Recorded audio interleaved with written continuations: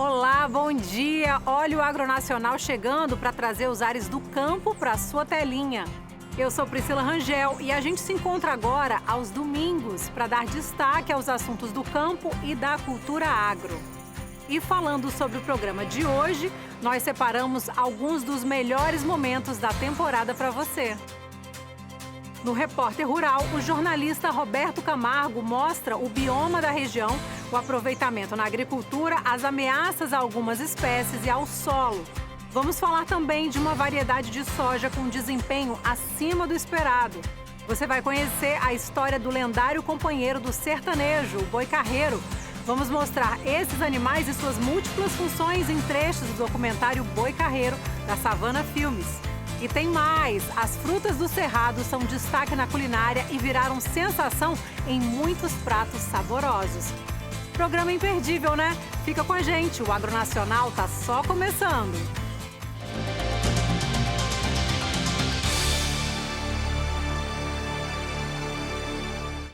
O jornalista Roberto Camargo traz agora pra gente as riquezas do bioma cerrado, os produtos do extrativismo e faz um alerta para os riscos de não preservar as espécies, o solo e a água. É a primeira reportagem da semana do Repórter Rural.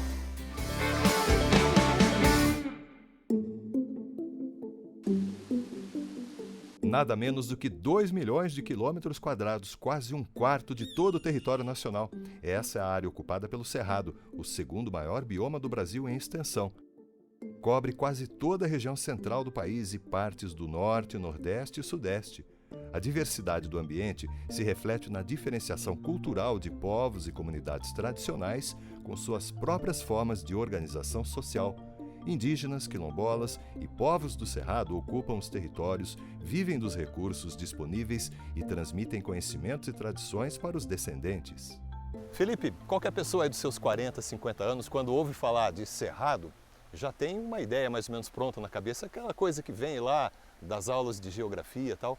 Mas queria começar essa conversa com você te perguntando, é possível caracterizar de um modo geral o Cerrado, apesar de toda a diversidade? O que é o bioma Cerrado? O que permite a gente defini-lo assim? O que faz com que ele seja assim, Felipe? Eu quero expandir um pouco essa visão geral que as pessoas têm do Cerrado, achando que nós estamos falando de um bioma só com árvores tortas, seco, né? Não, o Cerrado é muito biodiverso. Nós temos diferentes paisagens que saem das florestas úmidas, como nós estamos aqui agora, com florestas secas, né, o cerradão e a mata seca. Temos as savanas, né, que são aí é onde estão as árvores tortas, é onde está aquela parte que não é ligada com água. Né? E temos os campos, que são inúmeros, né? Os campos rupestres são maravilhosos, com uma distribuição de espécies muito grande. A gente está falando de um bioma em que a gente tem 11 fitofisionomias ou tipos de vegetação diferentes, desde campo, né, dominado por gramíneas, é uma área aberta, até florestas, onde você tem um ambiente como esse aqui, que é florestal, o componente arbóreo mais presente do que outros componentes, né, da vegetação. E essas 11 fitofisionomias fazem com que o bioma tenha alta heterogeneidade ambiental, ou seja, tipos, né, de ambientes diferentes. E isso confere alta biodiversidade para o bioma cerrado, que é comparável a outros biomas, né, que ocorrem no Brasil. Nem tudo o que é torto é errado. Veja as pernas do Garrincha e as árvores do Cerrado. Esse é um dos versos mais famosos de Nicolas Ber, poeta cuiabano radicado aqui no Planalto Central. A vegetação rasteira de arbustos e árvores com troncos retorcidos pode não ser algo assim exuberante como uma grande floresta, mas guarda um tesouro inestimável. É aqui o berço das águas do Brasil, cenário que impressiona pela diversidade vegetal, animal e geológica. Um convite para apreciar paisagens de tirar o fôlego.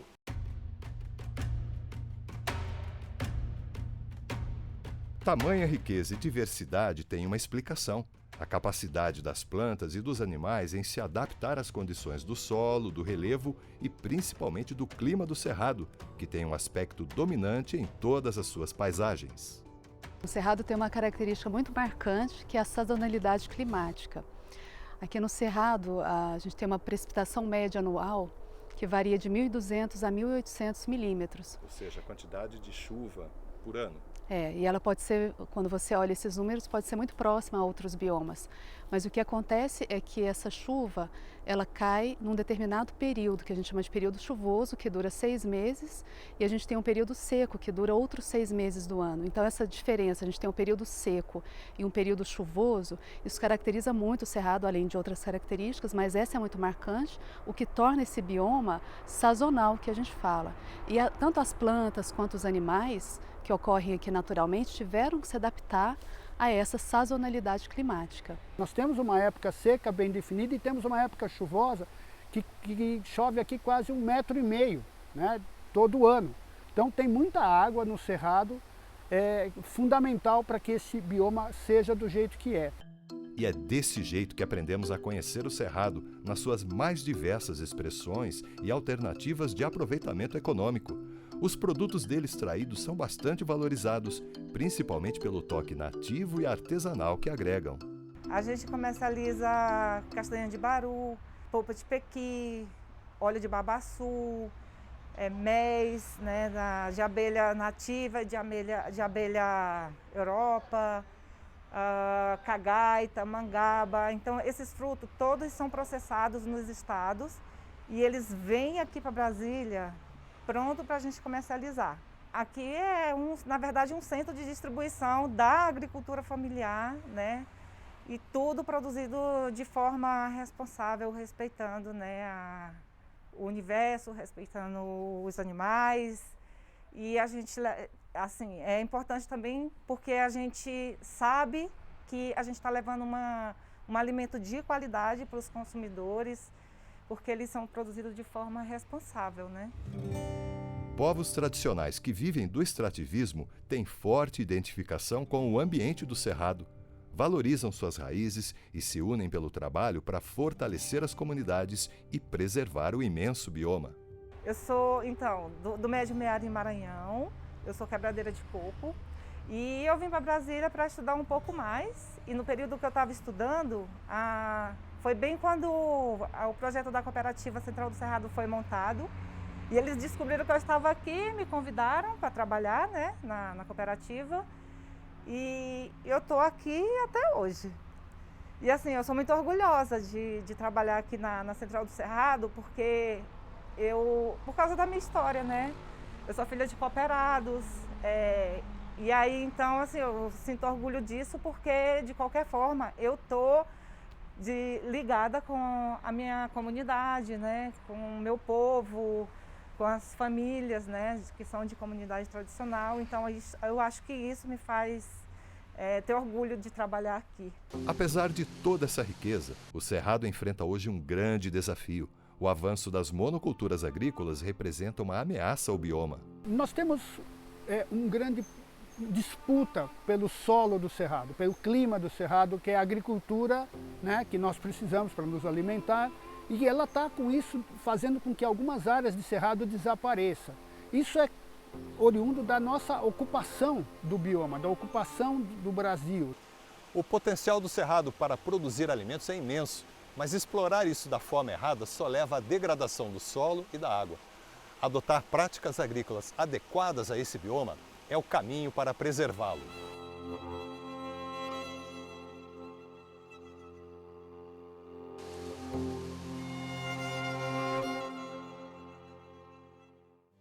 E a gente segue agora falando de soja. A Embrapa ajudou em uma pesquisa que gerou uma variedade de soja muito mais ativa. É a chamada soja BRS 5980. Quem já testou disse estar satisfeito com a produtividade e a precocidade da soja, que tem um desempenho excelente no mercado. Confere aí. A Embrapa está trazendo para o sistema produtivo a BRS 5980i Pro, uma variedade de soja precoce. Ela tem resistência ao nematóide de cisto, 4 raças, as principais raças que afetam a cultura aqui no Cerrado brasileiro, e ao nematóide de galhas Meloidogene javanica, que é o principal nematóide que afeta a cultura do milho. É uma variedade que vai trazer uma grande vantagem para aquele produtor que quer fazer safra de soja e safrinha de milho ou safrinha de algodão. É uma variedade com alto teto produtivo e muito precoce. O material médio de 100 dias, 105 dias, aqui no Planalto Central, e no Mato Grosso, material com 95 a 100 dias, Mato Grosso e Bahia. É uma variedade que traz essas características que a Embrapa sempre busca, que é a defensividade contra nematóides. É um material também que traz muita sanidade foliar. Portanto, é uma variedade, a BRS 5980 e Pro, que chega ao mercado para atender precocidade, produtividade, safrinha, dando sustentabilidade ao negócio do produtor.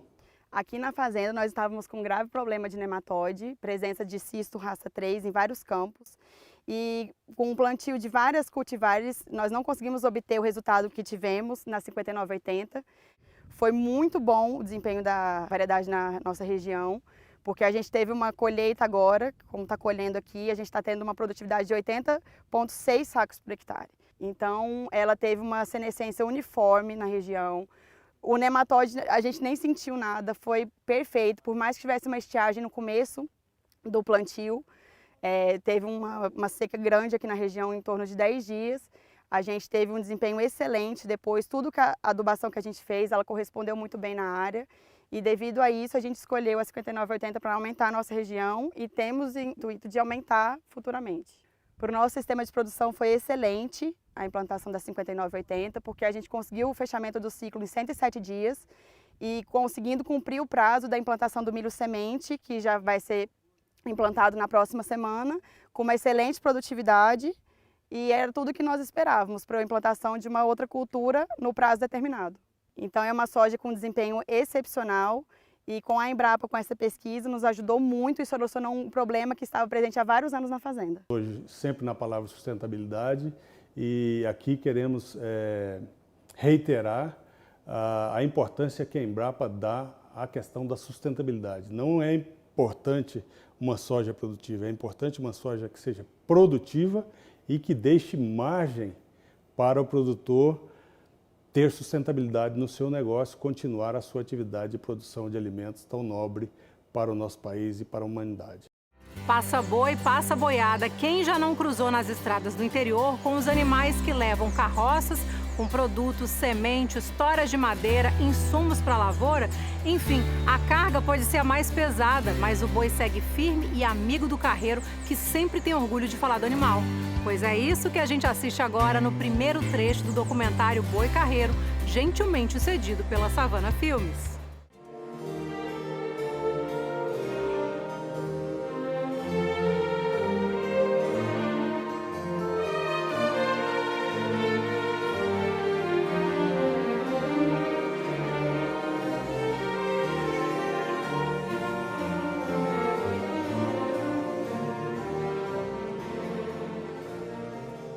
Ah, o velho boi carreiro, o lendário companheiro da roça, obra-prima do campo, um presente de Deus ao sertanejo.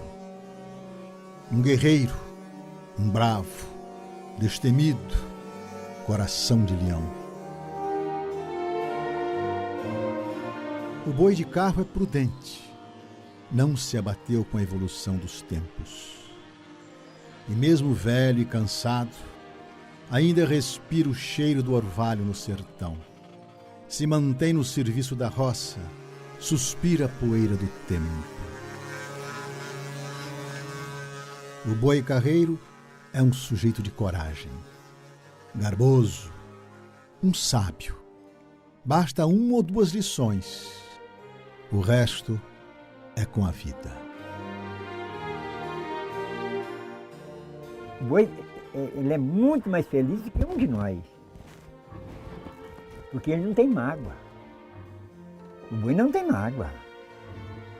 Você judia dele, você ferroa ele, às vezes bate na cabeça dele, e você chega lá perto dele, ele lambe sua mão. O boi não tem mágoa. E nós somos rancorosos, cheios de mágoa. O ser humano é rancoroso porque eu sou rancoroso. Você é rancoroso, ele também é, o outro também é. O boi não. Ele sente bem da gente estar ali mexendo com ele, cangando ele, carregando com ele, andando com ele. Ele sente feliz daquilo. Eu acho que não tem muito ser humano que não é igual a um boi. Tem muitos boi que ama a gente mais do que um ser humano. O boi, quando ele é amigo da gente, ele não dá um coice na gente, ele não dá uma cabeçada na gente. Então, se você bater muito, judiar, ele enfesa, ele estressa também. Porque ele tem sangue, né? E o sangue dele também esquenta e fica com raiva.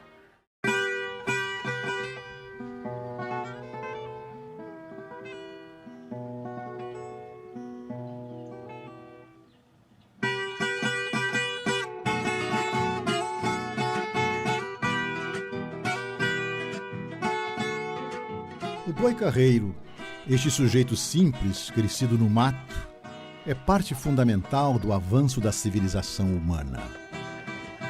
Foi o boi carreiro quem suportou o peso da evolução dos tempos.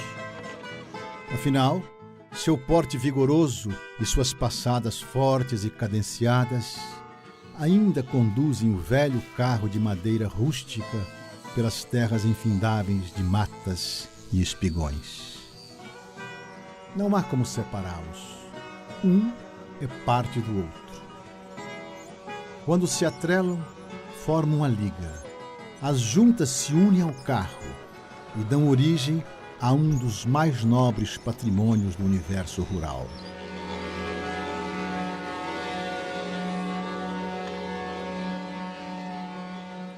Era um fazendeiro, aí ele tinha um terreno grande. Aí a família foi crescendo, ele foi ficando apertado. Aí ele resolveu falar, vou vender isso aqui, mulher, e nós vamos para a cidade grande lá, ter uma vida melhor. Aí quando ele chegou lá na cidade grande, as mocinhas dele foram crescendo, não estavam obedecendo nele, nem o filho, nem ninguém. E a velha dele começou a usar pintura para tudo enquanto é lado, cabelinho bonito, unha pintadinha mesmo. E o velho foi ficando perturbado lá. Falei, nossa senhora, não aguento essa vida da cidade não. Ele falou, vou voltar lá onde eu vendi meu corpo para me ver lá a minha morada, lá como é que tá lá. Chegou lá, a casa já tinha caído tudo.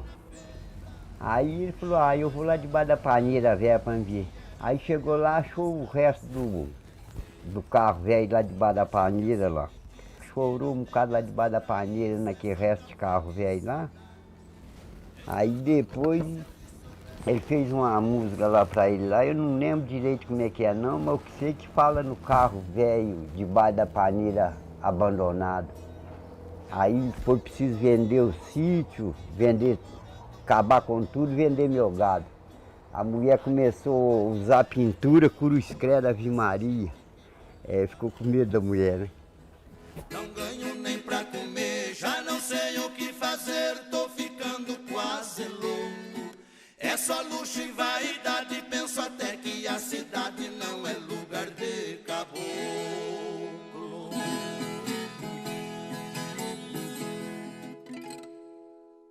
Nós numa brincadeira lá dentro da cozinha, lá em casa, um dia, aí ela ficou nervosa, ela é nervosa, ela é nervosa, brava mesmo.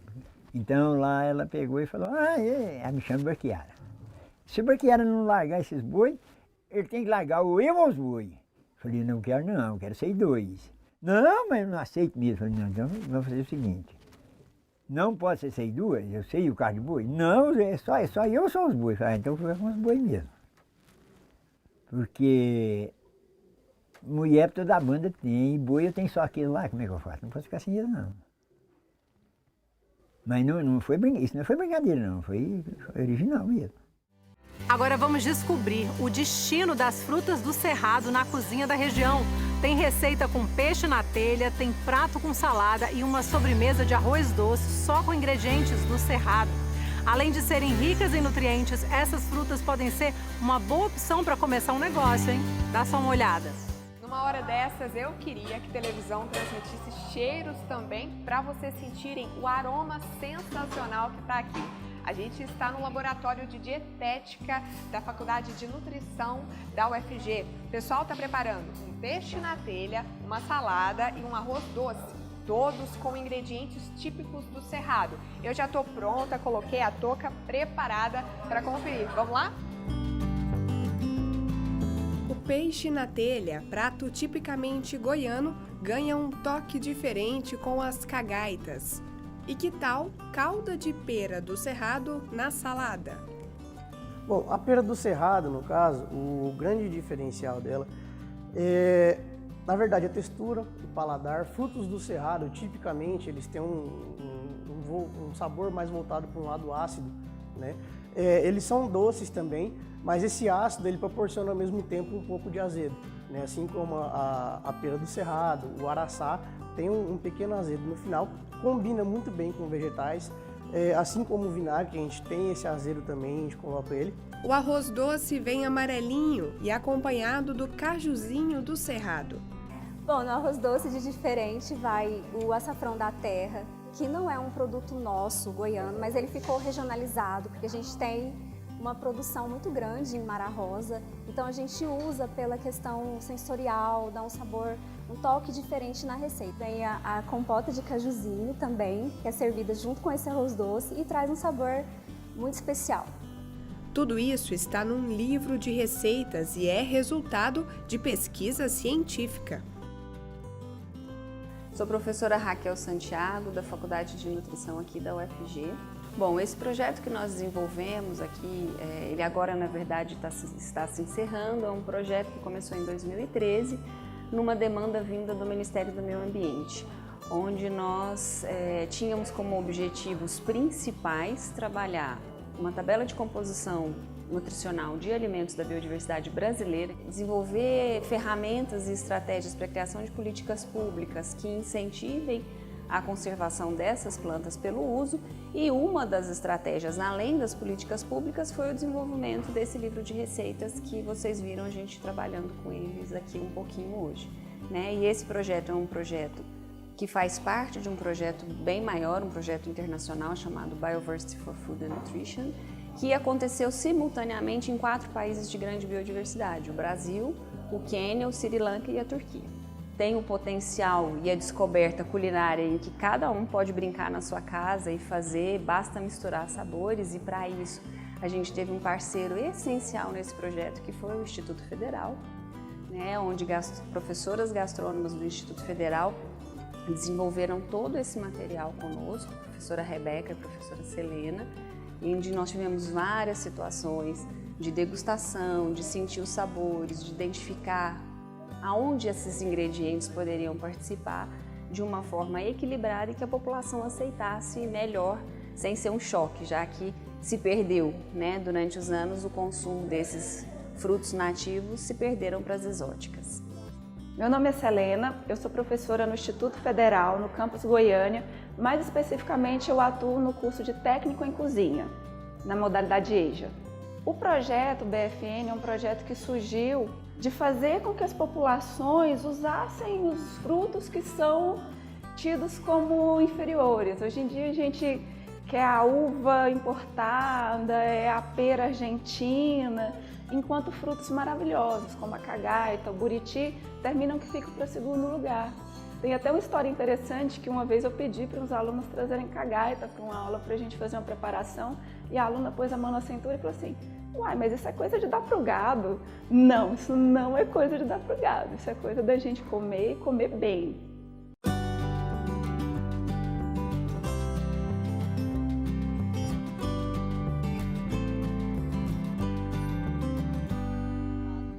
Como o Cerrado tem uma riqueza de subsolo muito importante, a gente consegue ter concentração de alguns minerais de uma forma muito interessante. Como os nossos frutos têm cores, no Brasil de modo geral, muito intensas, também a gente consegue ter aí uma concentração de algumas vitaminas, né, de alguns compostos que são realmente formadores de cor, como compostos fenólicos, por exemplo, que teriam ações funcionais no organismo, então eles são sim bastante nutritivos. Eu acho que a gente precisa voltar um pouco para o campo, voltar um pouco para o cerrado. Eu não sou daquelas que a gente, vamos destruir a indústria, nada. Nós vivemos num mundo tecnológico, a gente tem que aprender a casar, nem tanto ao céu, nem tanto à terra. Vamos pegar esses frutos, vamos inovar com eles, vamos fazer novas produções, porque quando a gente perde um ingrediente, quando a gente deixa esses ingredientes sumirem, quando o cerrado some, esses ingredientes somem junto com o cerrado, é muito empobrecedor culturalmente. Nós somos aquilo que nós comemos. É engraçado a gente falar assim, o goiano, nós somos o povo que come tiqui, o que a gente come nos une.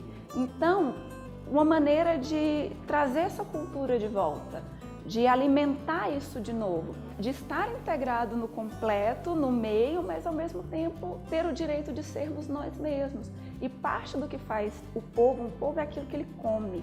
Talvez seja o mais básico da cultura, porque todo mundo come.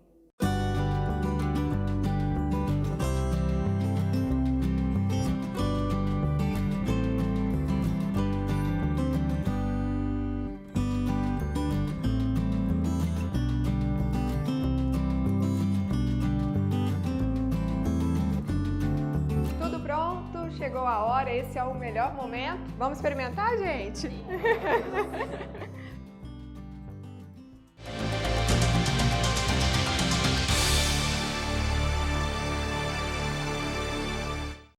Estamos de volta com o Agronacional, nosso ponto de encontro com os assuntos do campo e da cultura agro.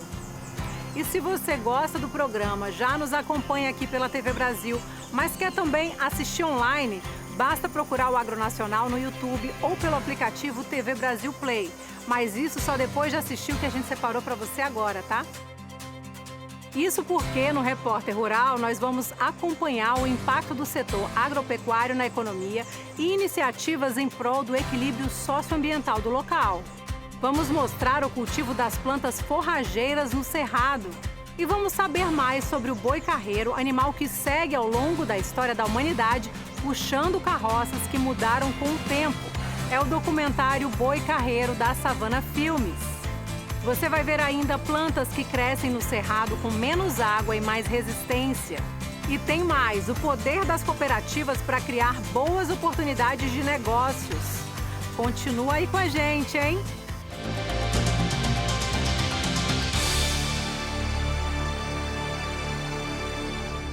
E agora o jornalista Roberto Camargo nos mostra a capacidade econômica do cerrado e os princípios de manejo que devem nortear as atividades para que haja uma harmonia com o meio ambiente. Olha aí. O Cerrado brasileiro desperta o nosso olhar para a riqueza, a diversidade de cenários e o compromisso com a preservação. Mas é atraente também pelas possibilidades de aproveitamento econômico, o que motivou várias iniciativas que alavancaram o uso agropecuário nessa imensa região. E é aí que surge a questão mais importante: como produzir sem degradar o ambiente? Quando a gente fala de uma propriedade rural, a gente está olhando a propriedade rural com esses dois olhares. A legislação ambiental já define as áreas de proteção, áreas de preservação permanente, reserva legal, mas tudo dentro de um conjunto da produção agrícola. A gente entendendo que essas áreas preservadas trazem benefícios para as áreas agrícolas e vice-versa. Então, tem todo um olhar integrador quando a gente está falando de propriedade rural. A gente está falando de uma coisa só, porque quando a gente fala de a produção agrícola, a gente está falando dos principais insumos que são utilizados, solo e água. Sem solo e sem água não se produz. Então, pensar em preservação é pensar na manutenção de recursos naturais, não só solo e água, mas biodiversidade e todos os benefícios que advêm desses componentes que interagem. Dentre as diferentes formações que compõem o Cerrado, as campestres e aquelas conhecidas como a savana brasileira são as que têm hoje maior ocupação agropecuária. São vários os fatores que favorecem a produção rural nessas áreas. O Cerrado é um bioma bem rico, né? Então, do ponto de vista climático, as estações climáticas bem definidas que proporcionam ao agricultor se organizar, né? Tanto na escolha de espécies, tanto nos sistemas de irrigação, que ele vai utilizar nas espécies que ele escolher.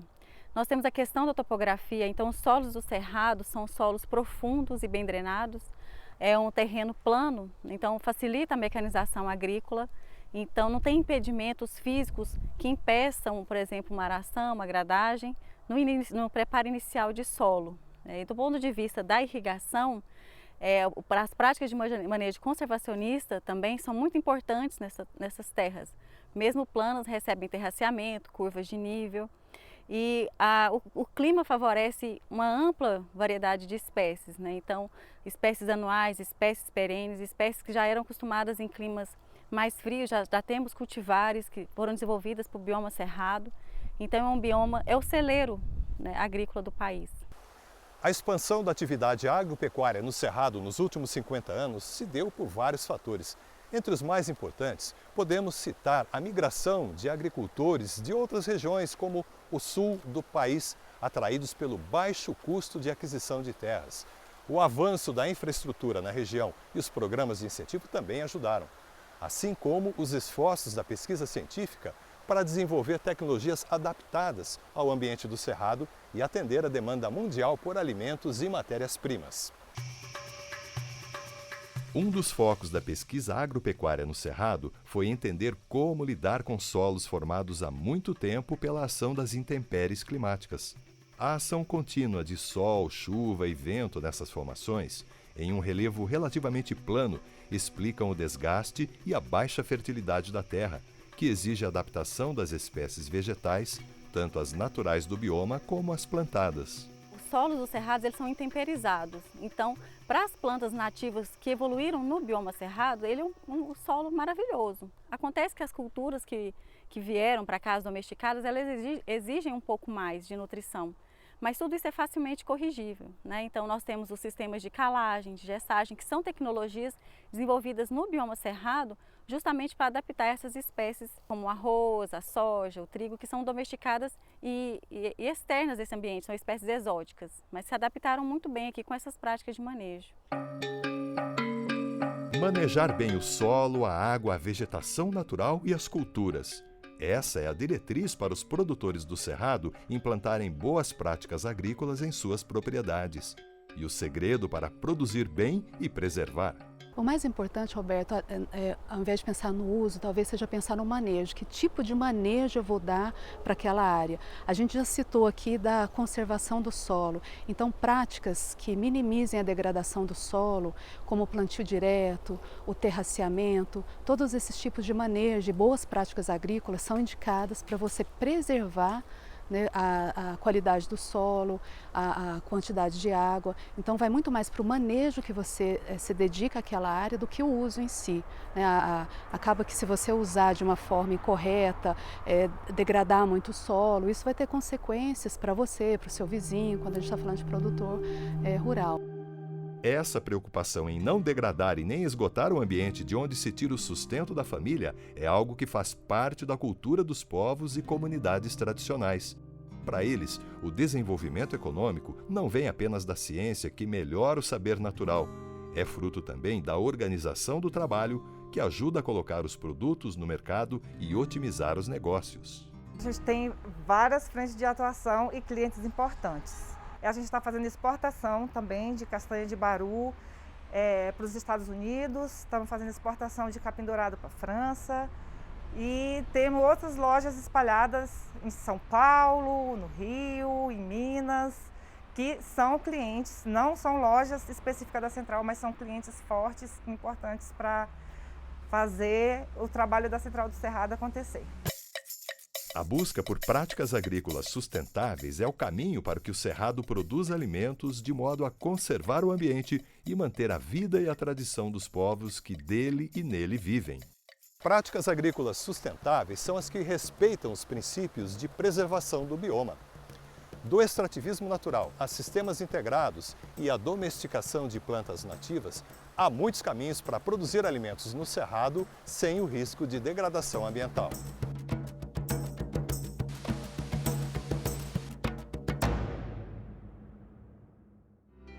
E para garantir a alimentação do rebanho e a integração da lavoura, algumas plantas são escolhidas para serem usadas no pasto, como é o caso do marandu e da mombaça. A novidade agora são as plantas forrageiras para o cerrado, mais resistentes e fáceis de manejar. Confere aí.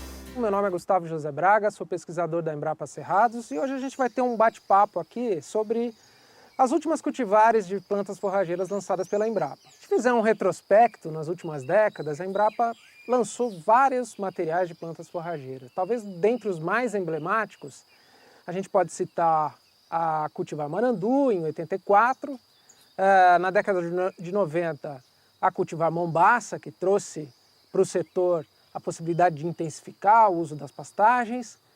A partir da década de 2000, o que a gente observa? Um número maior de cultivares de gramíneas e leguminosas sendo lançados, e não é para menos que foi nesse momento que a Embrapa iniciou a parceria com a Unipasto, um grupo de produtores de sementes de forrageiras tropicais, que, apoiando o melhoramento genético da Embrapa, trouxe mais dinamismo para essa parceria, possibilitando um maior número de cultivares a serem lançados.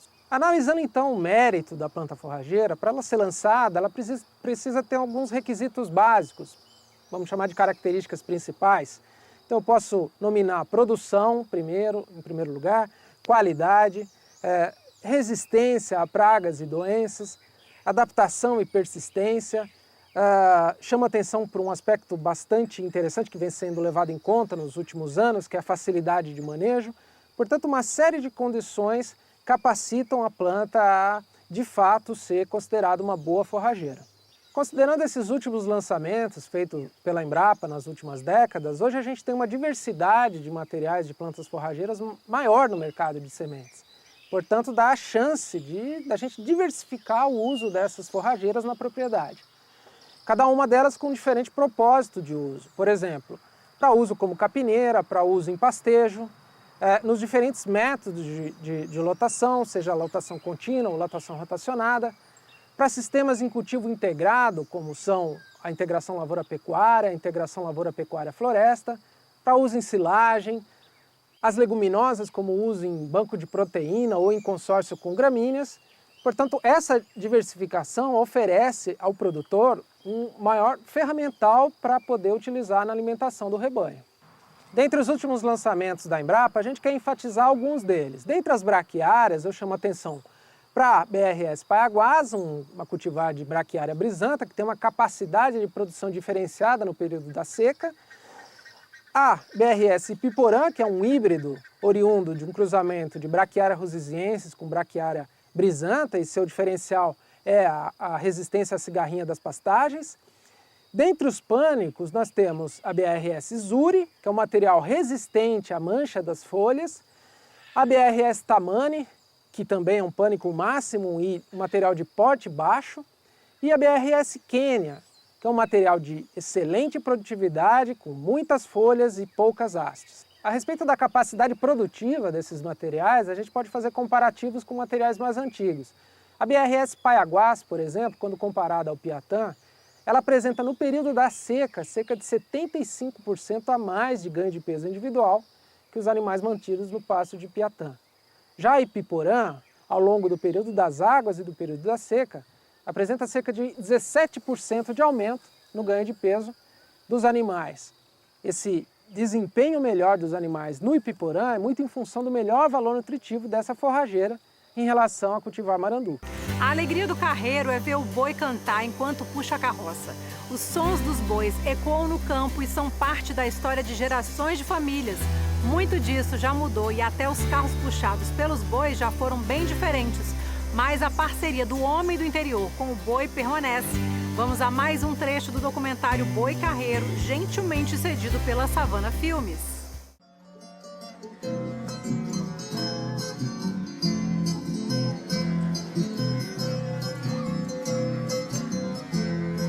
O boi carreiro, com sua astúcia e sabedoria, rompeu a aurora da vida.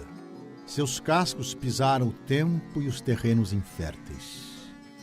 Foi domesticado para germinar a mãe terra.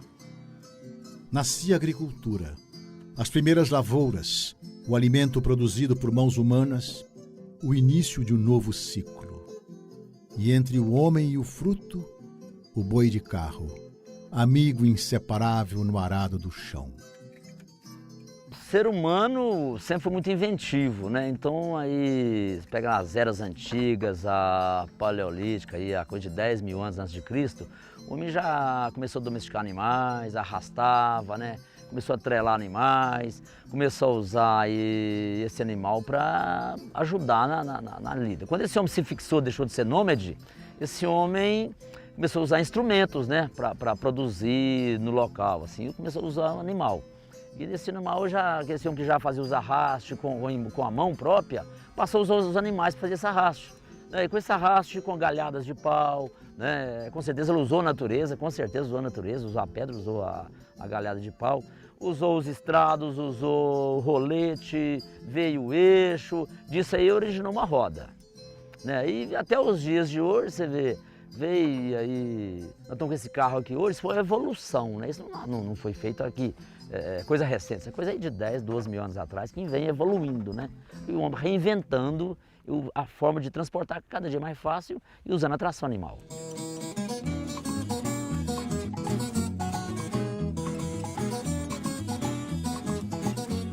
O modelo de carro que temos no Brasil é uma herança da antiga Roma. Ao invadir a Península Ibérica, os romanos consolidaram o veículo como peça fundamental para o transporte de cargas e alimentos. Com a queda do Império Romano, Espanha e Portugal tornaram-se grandes nações, cuja pretensão maior era formar colônias em outros continentes. Espanhóis e portugueses desembarcaram nas Américas.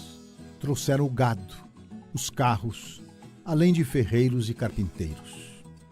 Por mais de 400 anos, desde que desembarcaram no país, os bois de carro foram fundamentais para o processo de nossa expansão rural.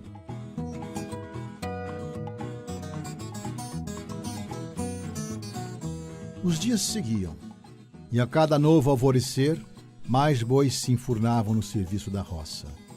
Surgiam novos carapinas, ferreiros, novos carreiros.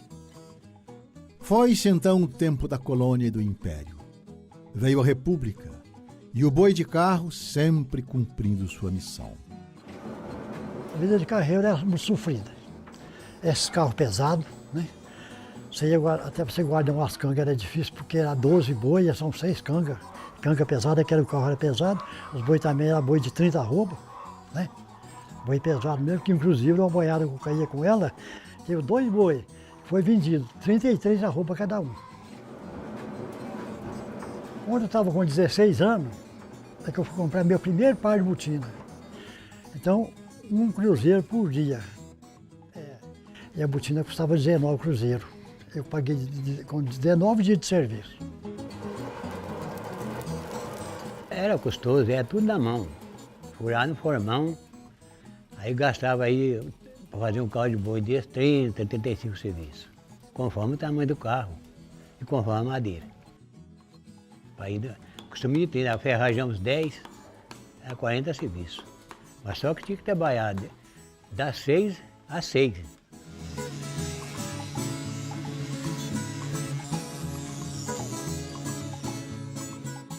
Era um carro com 8 boi, levando para 2 dias de viagem. Gastava 3 dias para ir e voltar.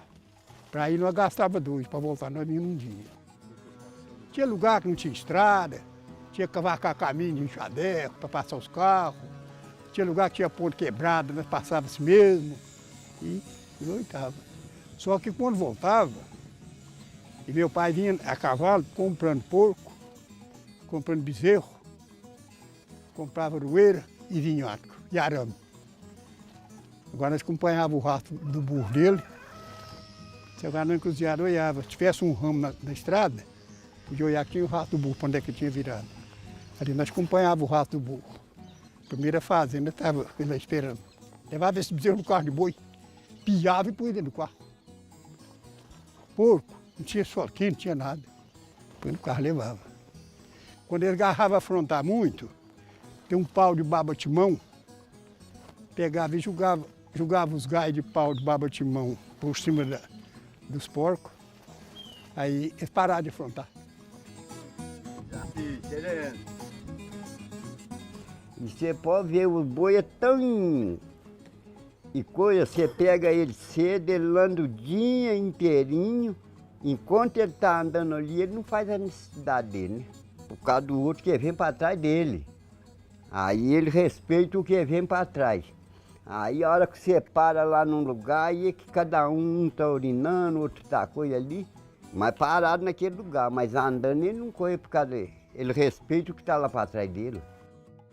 O bicho ele é inteligente, né? porque eles ali é uma irmandade. Do jeito ali, você já pensou 10 bois respeitar um homem e um menino? É um trem muito milagroso mesmo, porque eles não podiam respeitar. Um homem pesa aí 60 quilos, um boi pesa 1000 quilos. Por que ele pode respeitar a pessoa? É muito melhor a gente ser amigo de um boi de carro, ter assim coisa, porque de que com certas pessoas que não respeitam os outros, né? Quando ele está no carro, ele fica feliz, que ele fica alegre, justamente a hora que o carro canta. E até o ditado já, a alegria do carreiro é de ver o carro cantar, né? E o boi também fica, eles de muda toada. Ali eles arrumam o passo mesmo, eles sabem direitinho assim a toada de andar a hora que o carro está cantando.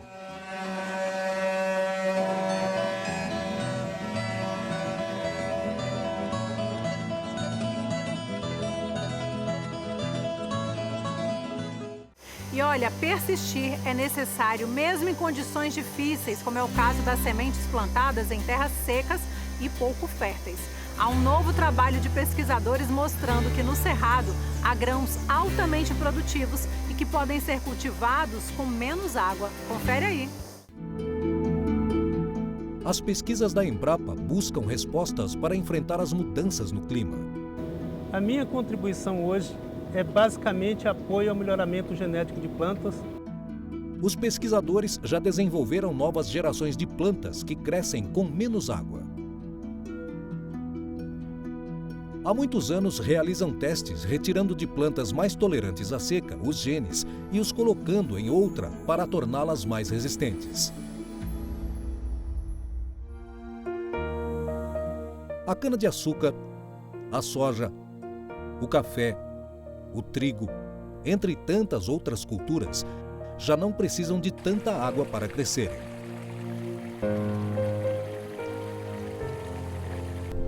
As pesquisas começam a viabilizar o plantio de culturas em climas não imaginados. O Cerrado, que se acreditava ser inútil, transformou-se numa terra de prosperidade. 45% dos grãos são produzidos aqui.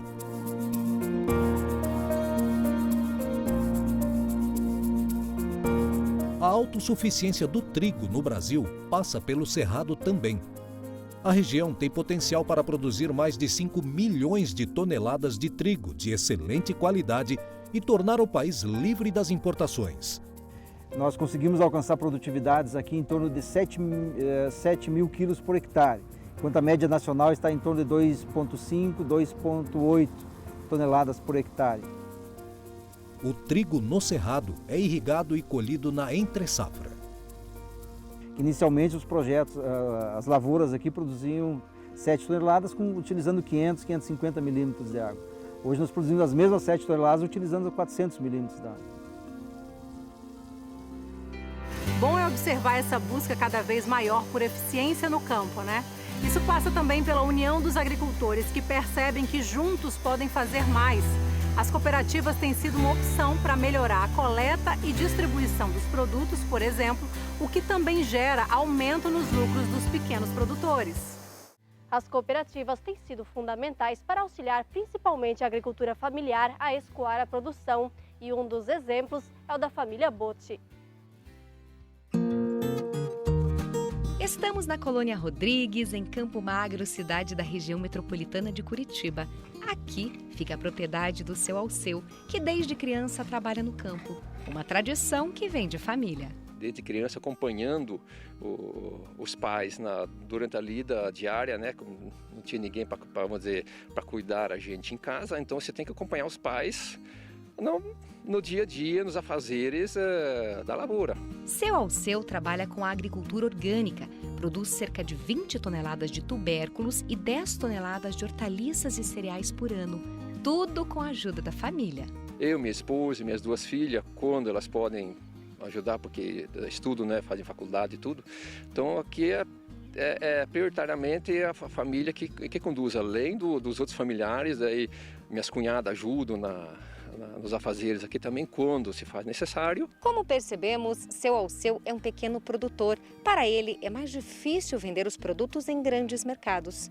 E isso só foi possível depois que ele começou a fazer parte de uma cooperativa.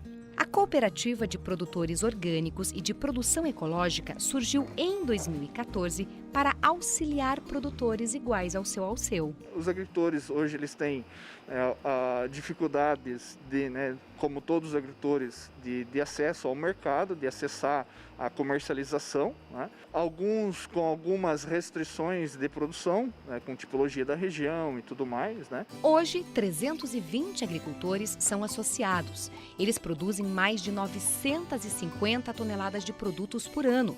Depois que recebe os pedidos, a cooperativa organiza toda essa produção e distribui as mercadorias. Faz-se um planejamento de produção junto aos agricultores, com a questão do que você tem a condição de ser entregue, volume, quantitativo e produto. Faz-se o pedido a esses agricultores, a partir do quantitativo que a gente tem na semana. Na semana seguinte, os agricultores trazem a produção para cá, entregam aqui no pátio da Guaopa.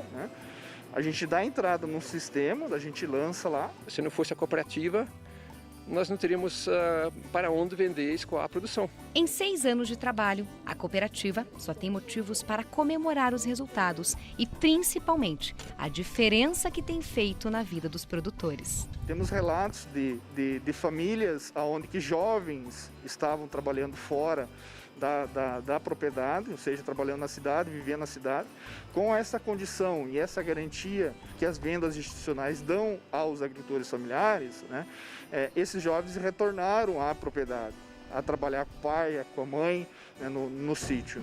O pequeno agricultor ele tem que se juntar. Ele tem que se juntar, um pequeno que sozinho não consegue fazer nada. Se junta aí em associações, em cooperativas, para buscar mercados maiores, buscar esse aumento da sua produção, que ele consegue aumentar o volume de sua produção.